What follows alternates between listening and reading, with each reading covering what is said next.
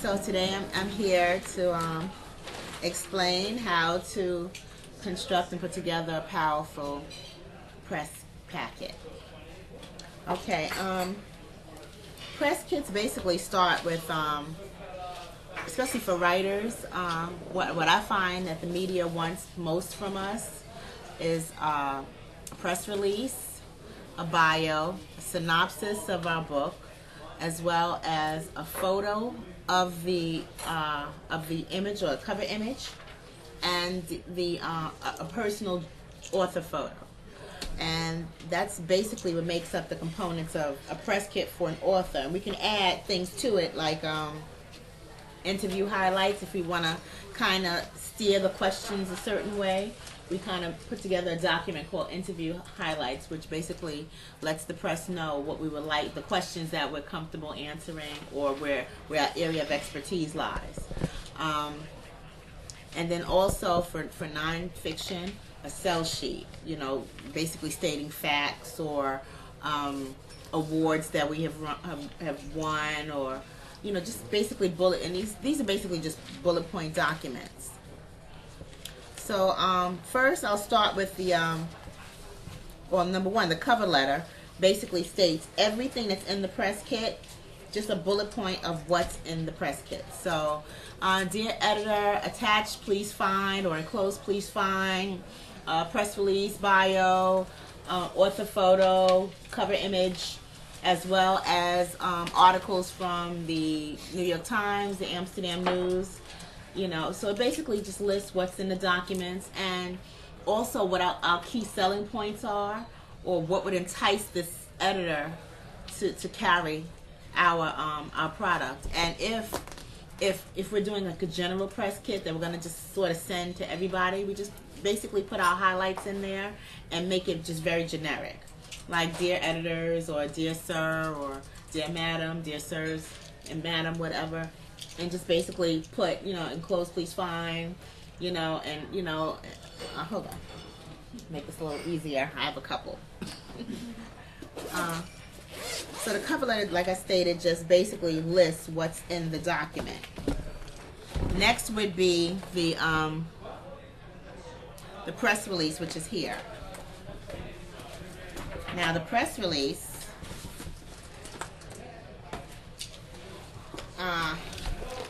when we do a bio or have a blurb on the back of our book, the blurb will go basically in the section of about our book or title, and our own personal bio, we would kind of shrink it down to just the meat of it, and that would go into a section called about authors. And the top paragraph of the press release, or the very introduction of the press release, would be whatever event we're trying to announce to the press. So if it's a book launch, it's we do a headline, something snappy, something in as few words as possible, something that will stick. We put together, and then try to like play with sounds, or make it rhyme, just something to make it stick in the head.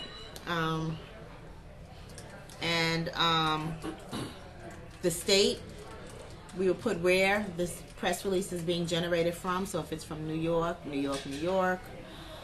And we would always start off with for immediate release, and then include the date. And also in the top right corner would be our media contact. And it's best if our media contact is not us, because it kind of looks like too many irons in the fire. So if we have a friend we can borrow, then that's a good place for a friend's name if we don't actually have an acting publicist.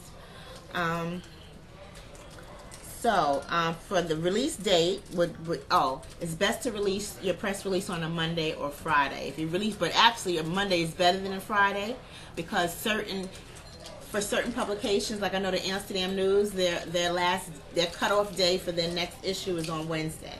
So like Friday is good because they tend to open emails on a Friday. Sometimes it depends on the different publication what day is best, but Monday generally is a good day. let's see, media contact information. Like I said, it's best if that person is not you, and always include a phone number and an email if nothing else.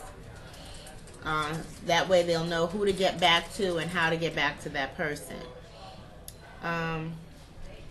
Okay, story information, which is the section about your book. Like I said, sometimes you can copy it straight from the back of your book, or do a little revamping. You know, that way it's different. Because what happens is sometimes when these documents are all compiled together and it goes into your press kit, it starts to look redundant. So try to change it up a bit. If you're gonna have everything together in your press kit, like when I did this one, putting exactly the text that's from the book on the back doesn't really make much sense, because I have a preview of the book inside my press kit. So rather than do that, I change up the text just a little bit. Okay, and like I mentioned, a brief bio about yourself, about your book, and where to go for more information and who to contact. Now, one thing that I suggest doing nowadays that may not have been done years ago is having the links to all your social media right on your press release. Because when it's uploaded to these digital sites, you want them to be, the reader, to be able to contact you on whatever platforms you're available on. So if you're available on YouTube, Facebook, Twitter, Instagram, you want them to be able to have that contact information handy. And a lot of times, especially nowadays, when you publish your press release through wire services, a lot of times they end up on the internet exactly as you have them. So if you have errors in them, the errors will be repeated 500 to 1,000 to 2,000, 3,000 times, depending on which wire service you use. So my suggestion is to look through, edit carefully, and to have someone else just look it over to make sure there are no noticeable errors inside your press release. A synopsis. Okay, now any of us who've written a book or gotten through a book or are in the process of writing a book, you'll find that sometimes writing the synopsis is harder than writing the book.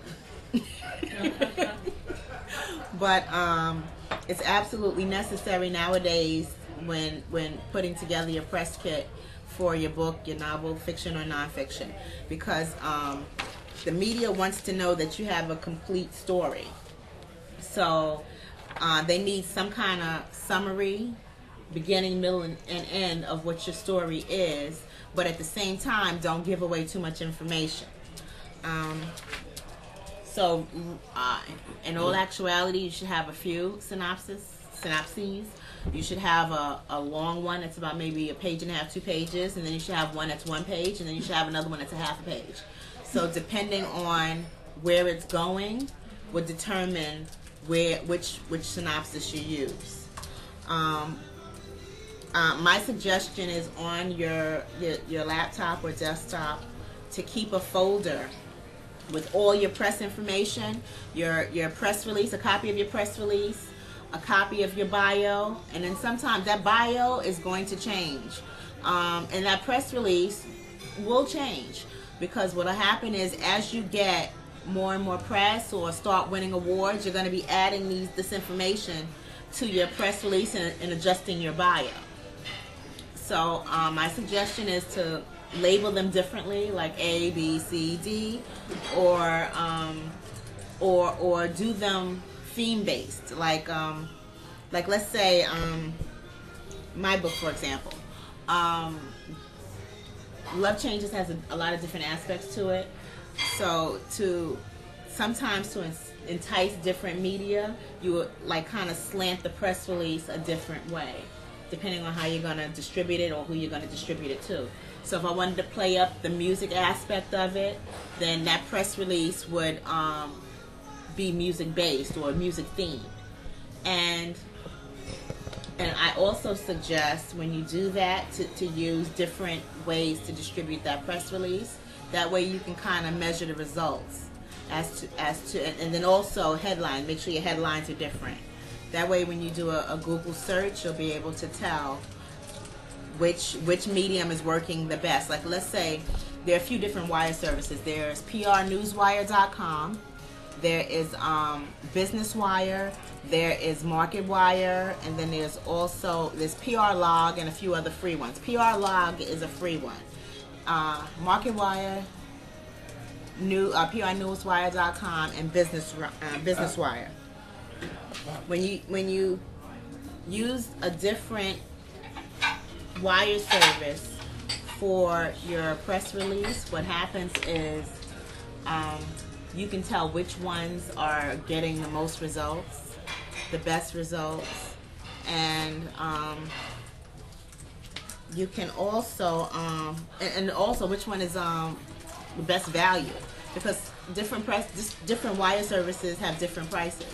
Like Business Wire is more expensive, is the most expensive. So you can kind of basically assess, okay, well, should I go with Business Wire for this one, or if you're trying to reach a broader market, you can kind of gauge. Let's see here. Let's see. You can do other documents as well, like a Q&A, which I would suggest for a nonfiction book. And like I mentioned, past news articles, making a photocopy to include in your press kit, a PDF, and publicity photos. Now, I suggest publicity photos. They can be taken professionally, but if you are not in a position to take professional photos right now, I would suggest a digital camera or even a camera phone. If you have a sharp enough, like an iPhone, these iPhones take tremendous, like great pictures, especially if you have the right lighting. I say take enough pictures so that you take the best picture you possibly can. And this picture here was actually taken with an iPhone by my daughter. Wow. So it's just a matter of just using what you have. Sometimes a professional photo shoot is not necessary. But and if worst comes to worst, crop it short and do black and white.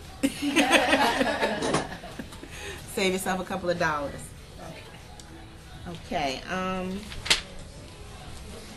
So, another thing I tend to do with the press release, especially for books, is letting people know all the mediums where they can pick up your book online. And I even include the logos. And then I put a little note: all trademarks are the property of their respective owners. So people are not assuming that I'm stealing these, but that's my own suggestion. And that's for the press release. Now, to actually kind of dissect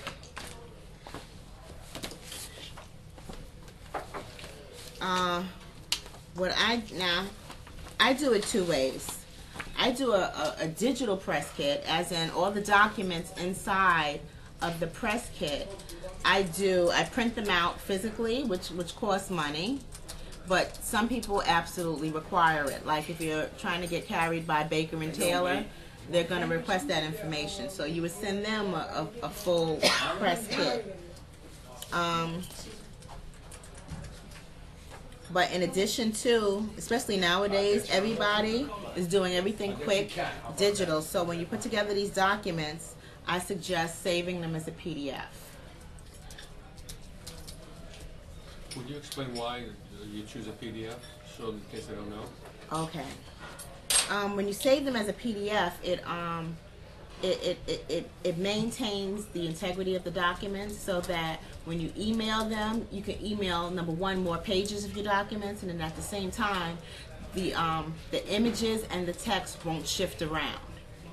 So the way you see it on your computer as you're creating it is the way the recipient will see it.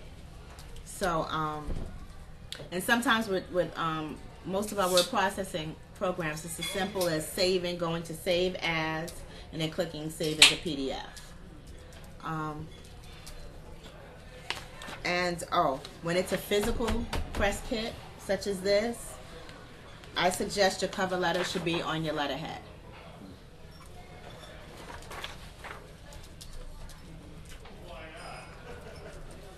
Okay, and I'm going to read from this cover letter because I couldn't remember what I was trying to tell you earlier, but it's all here. The information contained in this media portfolio refers to the novel, whatever your novel is, by author name. And then give a brief description of what the novel is and what the novel is about. So, and then enclosed, please find our promotional material, which include the following: press release, bio synopsis, sell sheet, 3-chapter preview, and newspaper article. Kindly review these materials and note. Now, this is where you will put that information, any awards that you've won, any television, radio where you've been featured, anything that bragging points that you could brag about. But put it there and make sure it's all in third person so it doesn't sound like you're bragging. You know, and then like I say, if you can have someone else be the media contact, that because it's hard to brag about yourself and it looks braggadly when you're like, yes, and I was this and I did that. But if it's all someone else talking about you in third person, it sounds so much better. So so all of that on letterhead, and then try to keep everything in some kind of color scheme. So whatever your cover is, cover design, try to keep everything in that same family so that it all coordinates. And that's the cover letter. Another thing that I did was, which is a 3-chapter preview. That's nice. And I do this for 2 reasons. Number one, it a lot of times with readers, it connects with readers. Number one, and number two, a lot of times with self-publishing, a lot of press and stores are scared off by self-publishers because they assume that there's going to be a ton of errors. So when you give a 3-chapter preview and they can flip through and see the quality of the work for themselves, then they're more apt to pick you up. And I've had readers come to me, find me at one venue when they've gotten this at another venue, and they're like, oh wow, I read that thing and I just had to come because I knew you were going to be here. And I like that. You know, so I suggest a 3-chapter preview, you know, and this is the evolution of my 3-chapter preview. The first ones were real crummy. So, you know, you get better over time, you know, okay, cardstock, and you know, and then you build relationships with different printers, and you get better over time with the 3-chapter. And then another thing I do sometimes is when giving these to readers, is I'll either stick a press release in it or I'll stick an order form in it. Okay. And let's see here. And another thing is sell sheet, which is this little guy here. And what I did with the sell sheet is the blurbs, the book, the cover image, the blurbs, any quotes from any media or reviews, and a basic summary of what the book is about. And then also here, and this little section here, is where we put about the author, about maybe 3 or 4 sentences here about the authors, and then also the specs of the book. So if it's like mine is a soft cover, 6x9, 378 pages, and it includes a music index, reading group guide, and a preview from the author's next installment. So the details of the book and where it can be ordered, wholesale and online, as well as any reviews, where the reviews are coming from online, and who publishes it, and the Facebook, Twitter links, website, and email. So that's what goes on a sell sheet, you know. So, and this you can use for stores as well as included in your press kit and digital press kit. And okay, now what I did for the press kit was I combined the bio and the synopsis in one document. And the synopsis, like I said, basically tells your story from beginning to end, and as few words as possible without giving away too much. Like all the all the cliffhangers, all the what do they call that when you The plot points? no, not the plot points. When you give away too much, and it'll come to me in a second. Spoilers, right? No spoilers. No spoilers at all in your synopsis. You guys doing okay, right? Yes. Yeah. Okay, so like I said, bio or the picture or the photo, and then they also, whenever you do a press kit, they want the JPEG of the cover image of the book. That's important. When you do your press kit and you digitize it and you send it via email, they want a JPEG of your cover image and they want a JPEG of your author photo, and then they want your press kit and a PDF. Okay, and the JPEG is because they'll probably plug it right into the article, and then sometimes they'll want like a cameo photo of you in addition to your headshot. So depending on what the article is and the subject of the article, if it's just some old, that's why I say take your camera with you, your camera phone, and try to take a nice photo. Or whatever photo you feel that you look flattering in, just kind of keep them saved in a file. And send them. It's as simple as that, and it can end up, online or in an article somewhere. Okay, and when you do get the articles, Very nice. I suggest making a photocopy and maybe cropping them to make them look sort of like this, so that when they do appear in your press kit, they look presentable. And actually I manipulated this one a bit in that there was a whole page above this text, but I cropped it sideways and brought the text up, and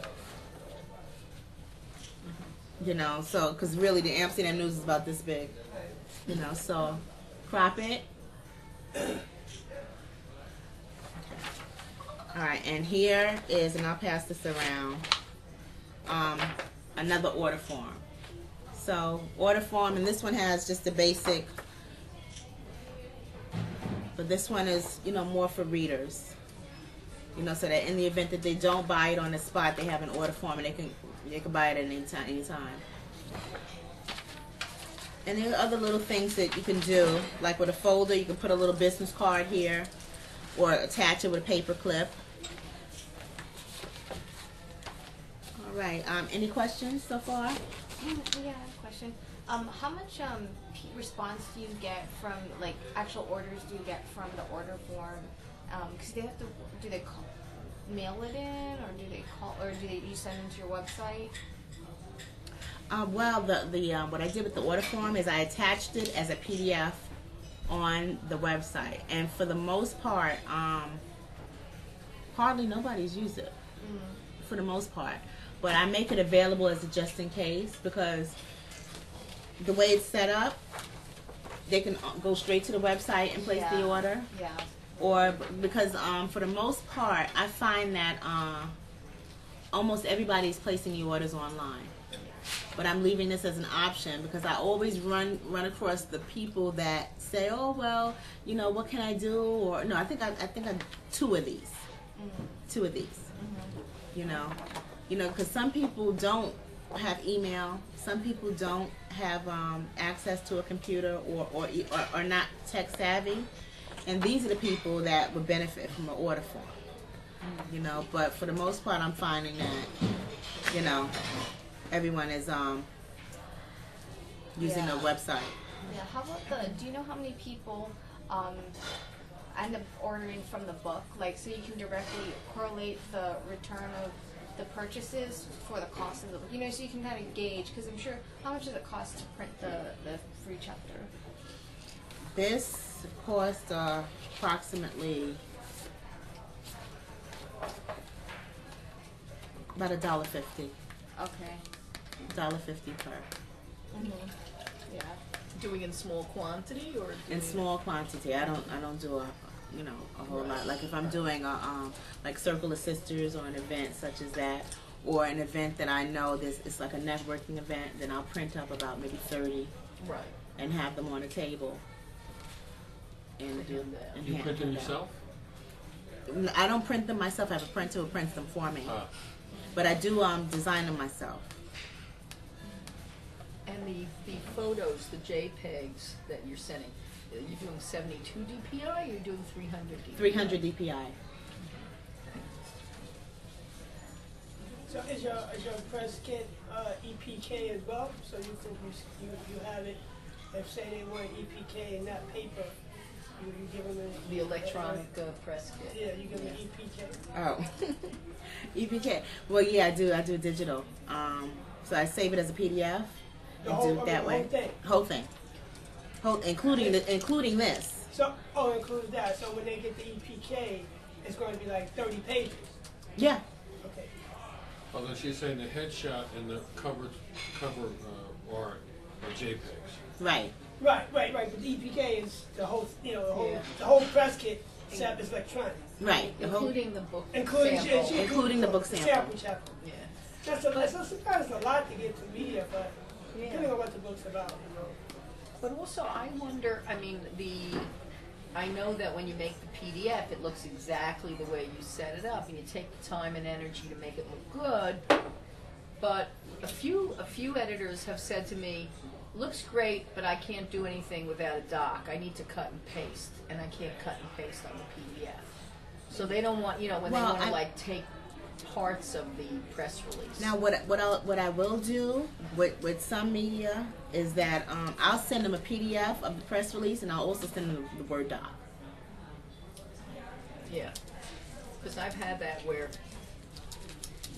maybe I didn't get into a publication, and I'll say, oh, you were really excited, and I just wonder, I guess there wasn't enough room. They said, no, you didn't send us a Word doc. We couldn't cut and paste. Right? No. Send them a That PDF was the and a problem. Word doc. And I blew it, so. PDF and a Word doc, because I like a lot of, especially local papers, PDF and a Word doc, because they will cut, But also depending on how you save your PDF, if you save it secured, it locks everything, and you can't print, you can't copy, you can't do anything from it. Right. But sometimes if you save that PDF from Microsoft Word, let's say, it's basically a Microsoft Word doc that you can just cut and paste from. Mm-hmm. Nothing is really locked tight. I guess the different editors and whatever their software is, also. Right. It depends also on the security settings on the PDF. But for that suggestion, I suggest a PDF and a Word doc. And then also, distributing the press release. My suggestion is, number one, start building your own contact list. Start building your competition, whoever it is in your genre, that, whatever the field, do some research. Find out where books like you or like yours is appearing, and make a list of all of those media that would print articles that with books that are like yours. And then look for the articles online. And as you research the article, scroll down to the bottom, find out who that journalist is, and there's usually some kind of contact information there.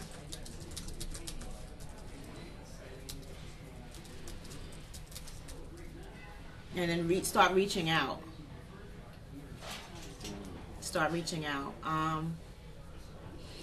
And you can reach out with signatures.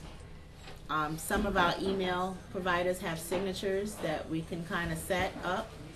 I suggest setting up a signature that automatically has about you and your book on the bottom, or your contact information, or author of the book without a name, whatever your title is. Have it right in your signature, and above that, about the author, as in a brief bio, and have it so that if you click one little button, it all appears automatically, and you don't have to wreck your brain trying to, but also with each email, just kind of look through to make sure, because some certain things have to be like kind of edited, you know, pertaining to who it's going to. But just kind of give it like a once over before you send it out. But I suggest an email signature, as well as I find that if it's a media outlet that I have not appeared in before, if I send them the whole shebang, they'll call me quicker than just me sending a press release. And once you start building a relationship with the different journalists and the different editors, if you send a press release, then, you know, either they want it or they don't, or if it fits this week, it doesn't, or maybe they'll use it next week, or, you know, but if it's somebody fresh that you haven't had a, you know, haven't had a relationship, send them the whole shebang, the whole press kit, you know. And you generally, what is your ideal time before a book is released? Because some of the stuff you're speaking about has to happen prior to releasing the book. That, you know, because like, if you release a book, say tomorrow, and you send it to the Daily News the next day, you know what I mean? It's by the time they get to it, you know, maybe 4 months down, and your book might be old or past a certain time where they can do it. So some of those things are timely. So what is like the basic timeline and putting out a new book, putting out something, you know, before the book is released, basically? I would suggest 6 months before, but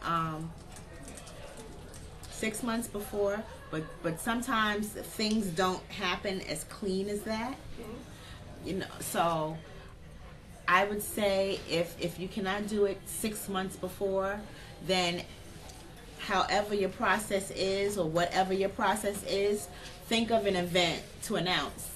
You know, because sometimes our pockets don't line up with our production schedule. Sure. Right. You know, so in which case I would suggest, like, okay, now available on Kindle, or it just won this award, or whatever I'm that. ready to do that now. Yeah, with one of my books. Whatever that newsworthy event is, or it was just it's now part of the curriculum for the English department of such and such school. Whatever that media, right? Whatever that announcement, that media event is, right. And then also a lot of the online publications will archive your press release. So depending on how you distribute, you know, like let's say Business Wire, you could hit like 5,000 to 6,000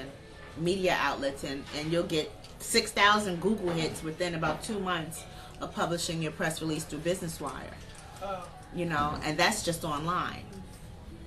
You know, and so all those media, they archive it, your press release. Those online bases, they archive it. Mm-hmm. And then there are also syndication services, where if you pay them a couple of dollars, they'll send your press release to the free ones for you.